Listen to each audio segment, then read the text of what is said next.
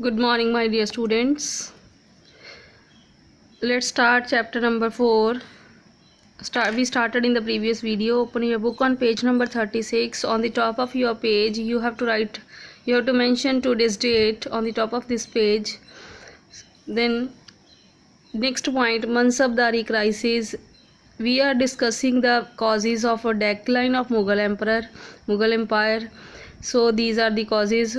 We discussed Jagirdari crisis, then now Mansabdari crisis. Okay, under Mansabdari system was introduced by the Mughals. Okay, so under this system a Mansabdar was required to maintain fixed quota of troops means soldiers. So every Mansabdar was assigned a Jagir. Okay, Jagirdari system was also introduced by Mughals. So that we already studied that Jagir is a piece of land. So these are assigned to the officer in lieu of their service. Okay, in the form of their salary. So under this Mansabdari system, Mansabdar was required to maintain fixed quota, fixed number of soldiers. So every Mansabdar was assigned a Jagir in the form of their salary. So taxes from which equaled his salary. So he can collect the taxes from that Jagir, from that piece of land. So it is he can collect the tax from that land, from that Jagir. So this system is known as Mansabdari system, and in return he has to maintain the fixed number of soldiers to the protection of that piece of land, for the protection of that Jagir. Okay, so a Mansabdar was expected to collect the revenue from his Jagir, and with the money collected he maintain his household and pay his troops.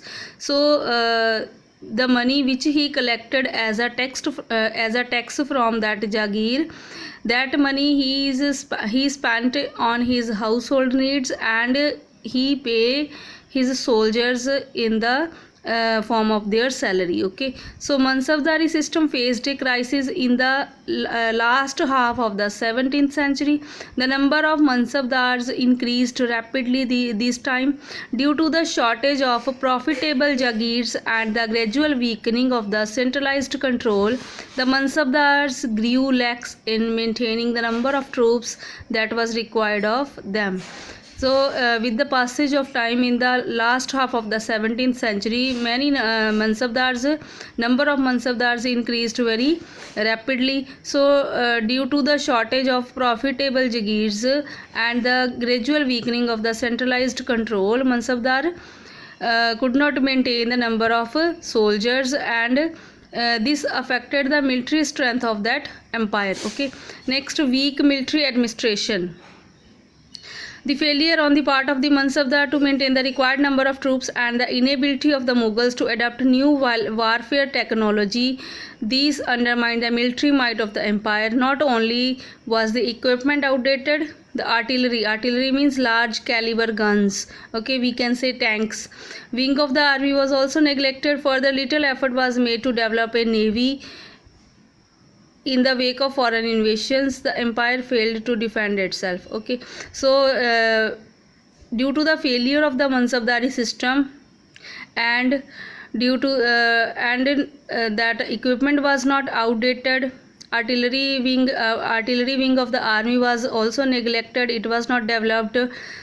So these are the weak points, these are the reasons for the decline of Mughal Empire, and these reasons made the military strength very weak. Okay, next, war of succession. Mughal followed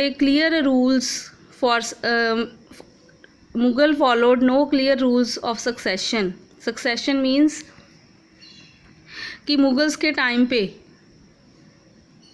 the Mughals followed no clear rules of succession. Succession क्या होता है कि जब एक Mughal ruler की death हो जाती थी तो उसके जो जितने भी प्रिंसेस थे वो आपस में उनके पहले फाइट होता था, उनमें से जो विक्टोरियस होता था फिर वो रूलर बनता था ना।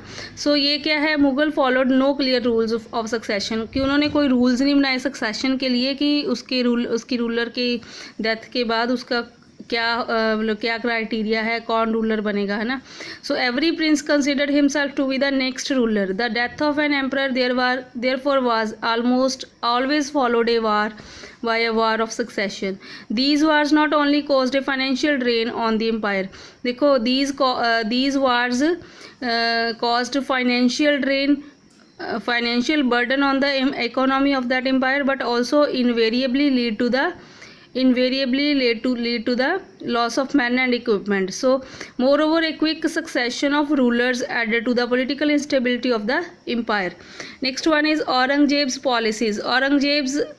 Aurangzeb prolonged Deccan campaign and his numerous wars with Sikhs and the Marathas.